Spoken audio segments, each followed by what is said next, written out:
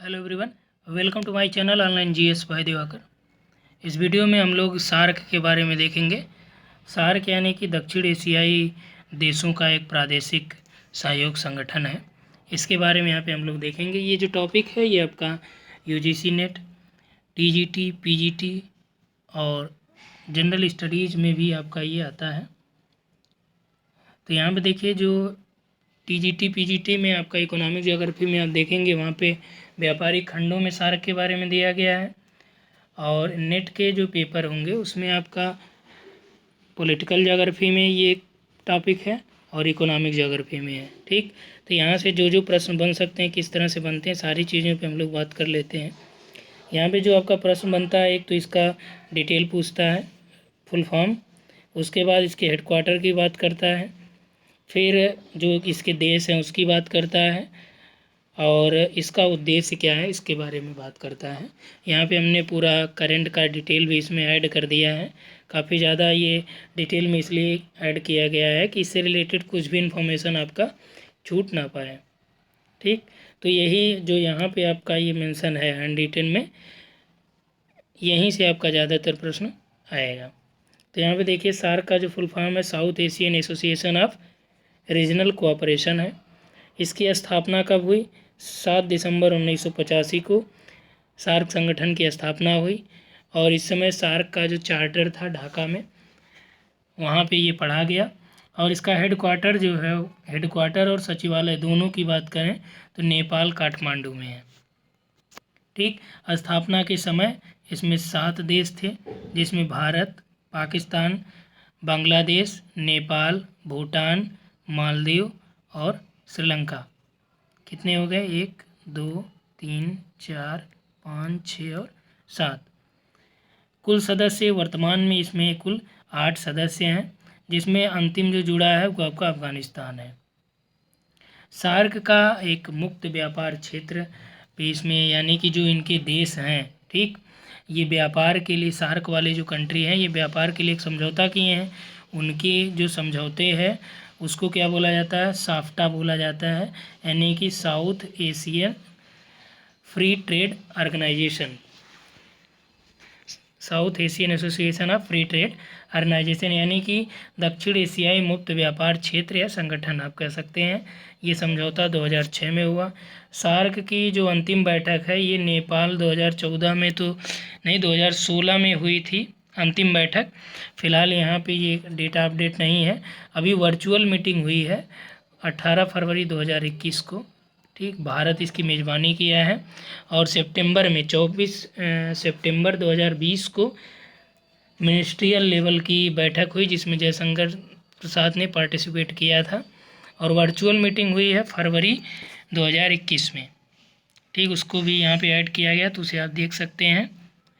इसका उद्देश्य क्या है? इसका उद्देश्य राष्ट्रों के आर्थिक, यानी जो इसमें राष्ट्र हैं, जो इसमें टोटल कंट्री हैं, मान लीजिए 8 कंट्री हैं, उनके आर्थिक, राजनीतिक और सांस्कृतिक तीनों सहयोगों की बात इसमें की गई। इसको मजबूत करना, यही इसका लक्ष्य है। अब यहाँ पे आपको एक मैप दिखा देते हैं, जो कंट्री टोटल उसे याद हो जाएगा, आपको रटना नहीं पड़ेगा।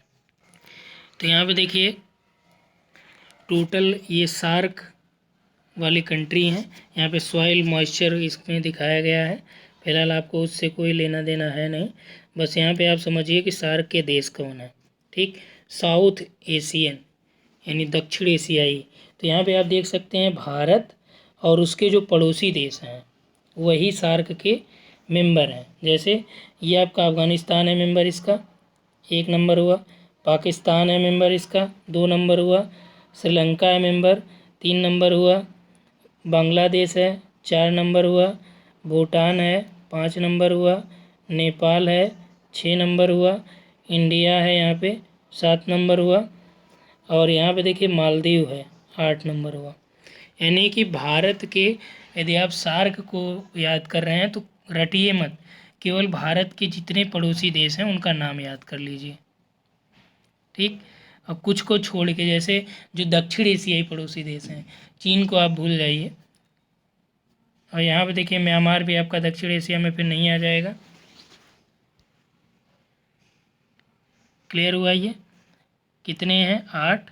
तो यहाँ पे आप देख सकते हैं ये भारत और उसके पड़ोसी देश ही हैं। सबसे अंतिम में कौन सा जुड़ा है सार्क में? अफगानिस्तान। क्लियर हुआ इतना? आइए यहाँ पे स्पीड में थोड़ा सा हम लोग देखते हुए बस एक बेसिक जानकारी आपको इसका मिल जाए कहानी टाइप का। तो दक्षिण एशियाई क्षेत्रीय सहयोग संगठन यानी south Asian association of for regional cooperation,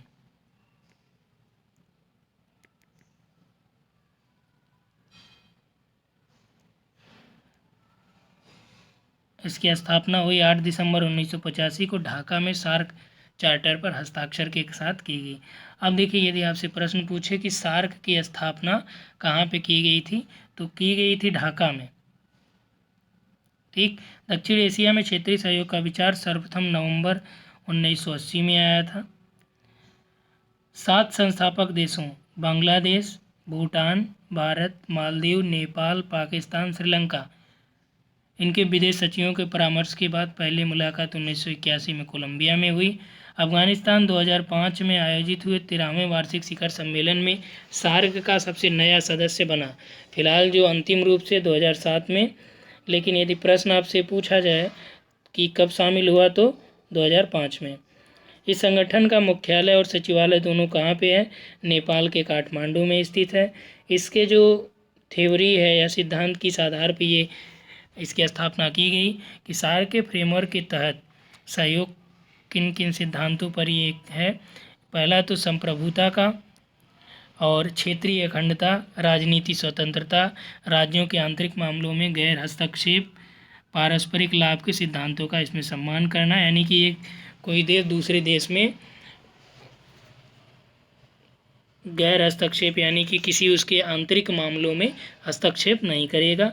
इस प्रकार का क्षेत्रीय सहयोग अन्य द्विपक्षीय और बहुपक्षीय सहयोग का विकल्प न होकर उसका एक पूरक होगा, यानी कि कोई एक दूसरे के मामलों में इसमें टांग नहीं अड़ाएगा। यहाँ पे देखिए सार्क देशों के नाम 8 देख लीजिए जो जो शामिल हैं।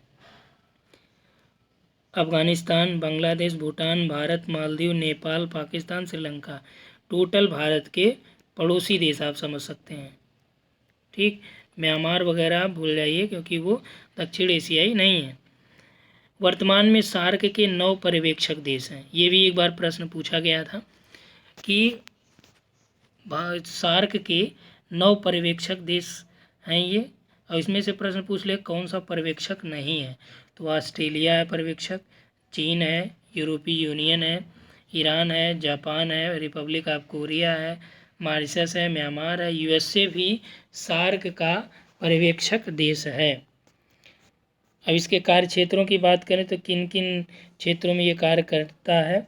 कृषि, ग्रामीण क्षेत्र में मानव संसाधन विकास, पर्यटन, ठीक, आर्थिक व्यापार क्षेत्र, सामाजिक मुद्दे, ऊर्जा, शिक्षा, स्वास्थ्य।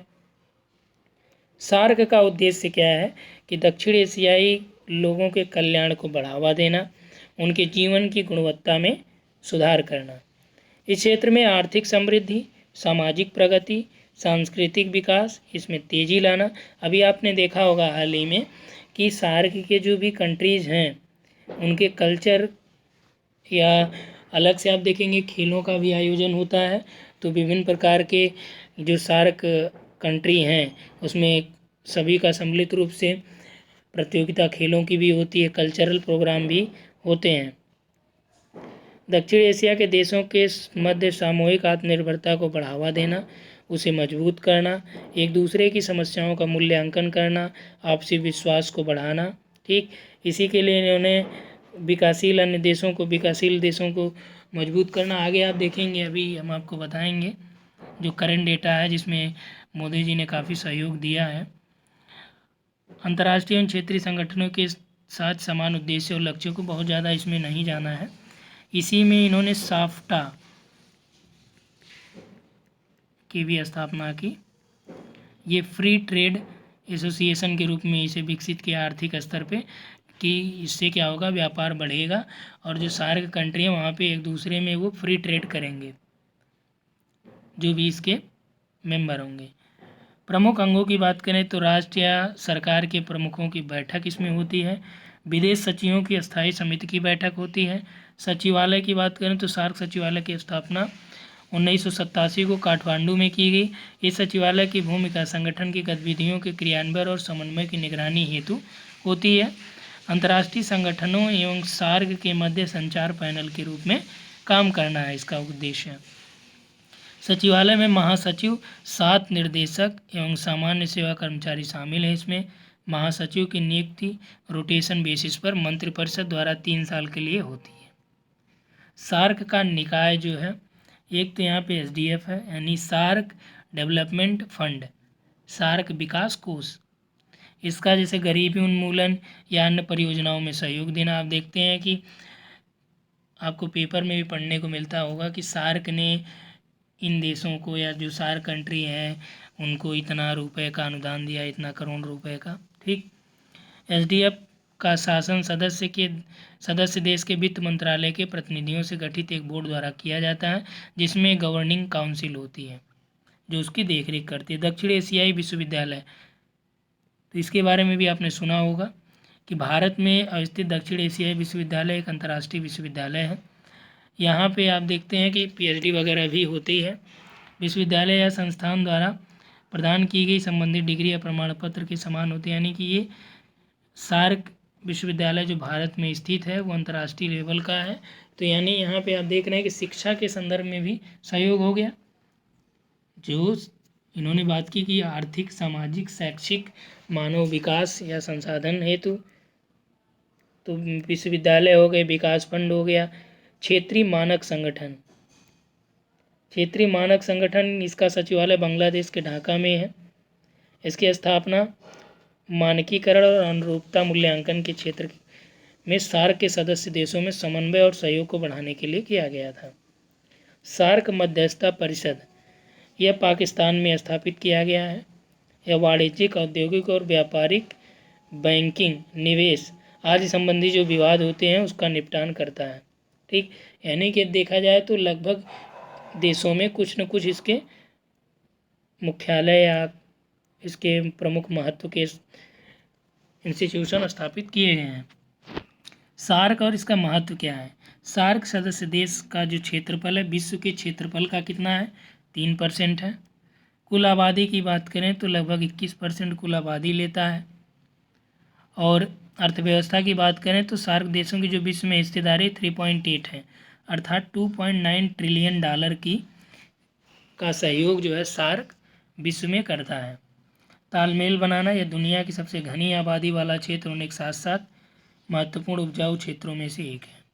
सार्क देशों में परंपरा, परिधान, भोजन और सांस्कृतिक एवं राजनीतिक पहलू लगभग समान है, जो उनके कार्यों में तालमेल या सहयोग स्थापित करने में लाभदायक है।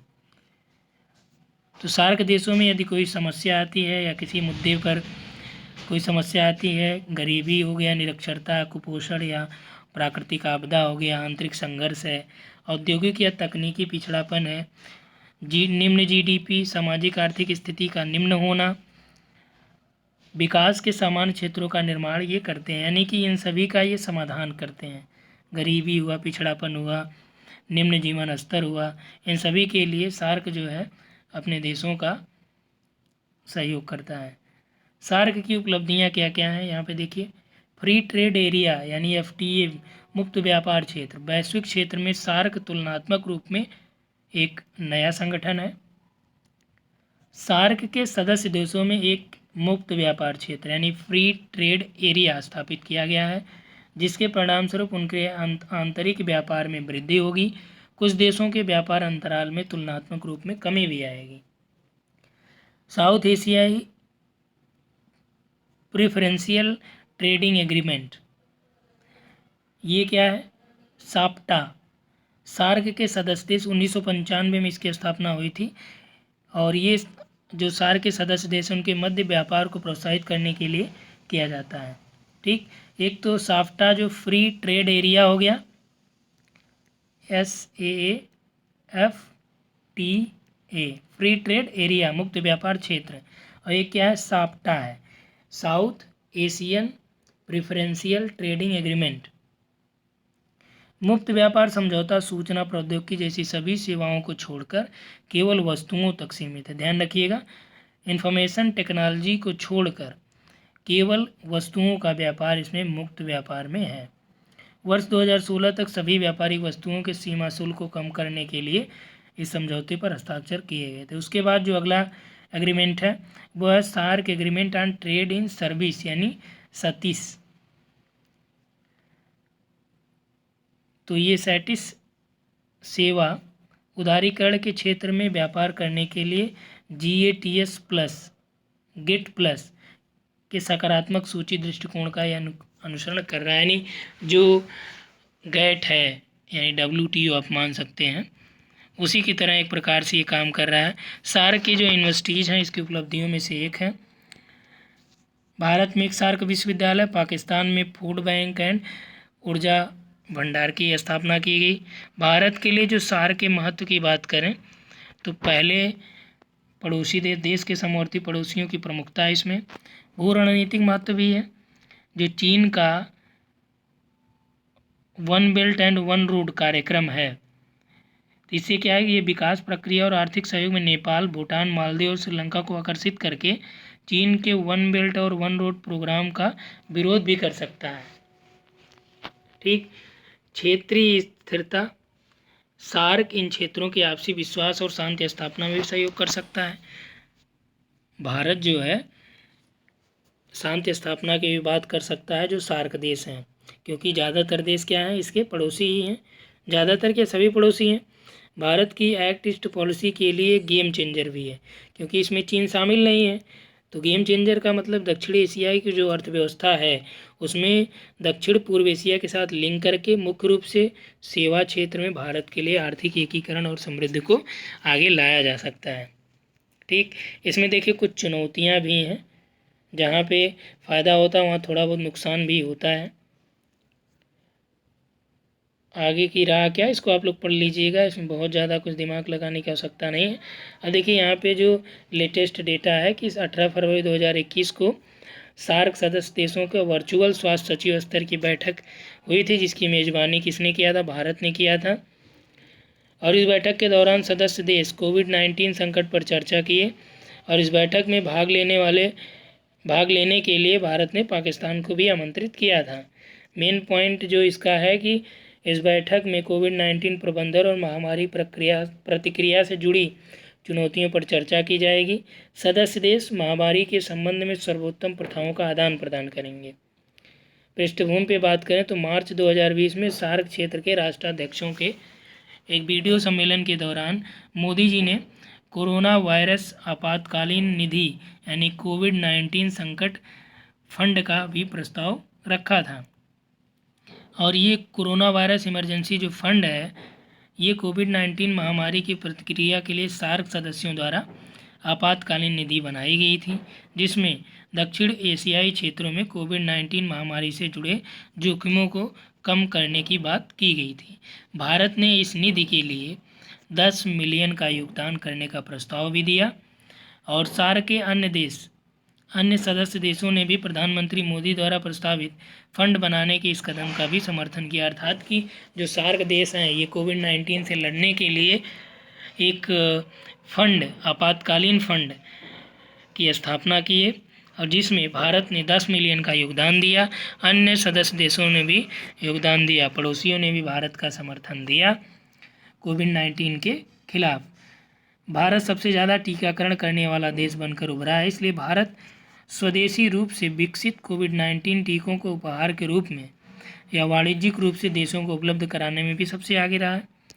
भारत ने हाल ही में अफगानिस्तान को कोविड-19 टीकों की 5 लाख खुराक, अब यहाँ पे देखिए कि भारत ने कितने देशों को कोविड-19 के टीके की खुराक दी है, जबकि वर्तमान समय में यदि देखें तो कोविड-19 के जो टीके हैं उसकी काफ़ी शार्टेज अपने यहाँ है।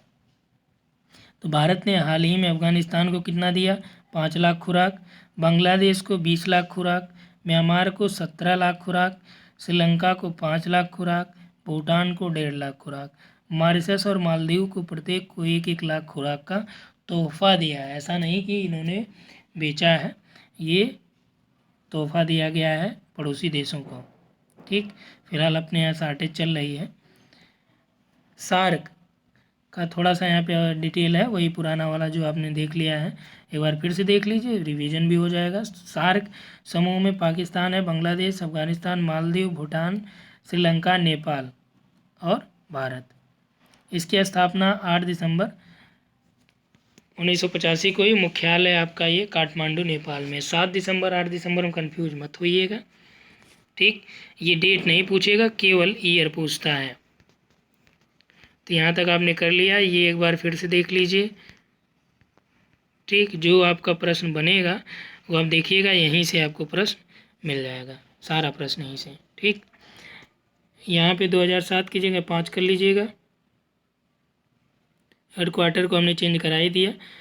फिलहाल ये हेडक्वार्टर कब बना था? 1987 में, और 1985 में, यानी कि 85 लेके 87, 2 साल तक आप समझ सकते हैं कि कहाँ पे था, ढाका में, ये आपका बांग्लादेश। तो इस वीडियो में हम लोग इतना ही बात करेंगे। उम्मीद है ये पूरा सार्क से रिलेटेड जो आपका इन्फॉर्मेशन है वो क्लियर हो गया होगा। तो थैंक्स फॉर वॉचिंग।